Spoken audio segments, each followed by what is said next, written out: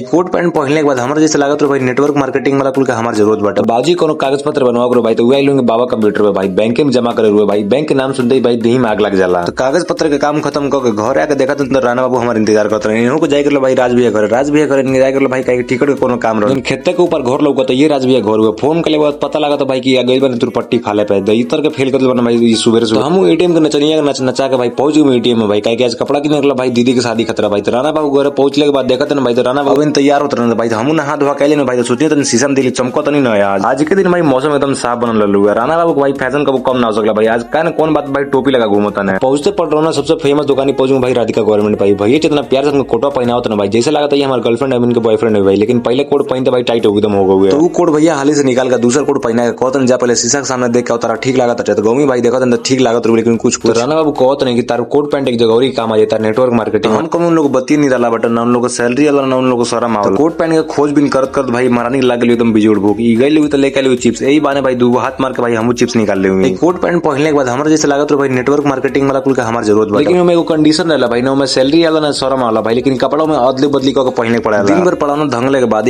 कोट pant पसंद होगा भाई कोट पैंट ले के बाद सीधे निकल गए घर अब तब निकालें जब दीदी शादी आई तब पहने।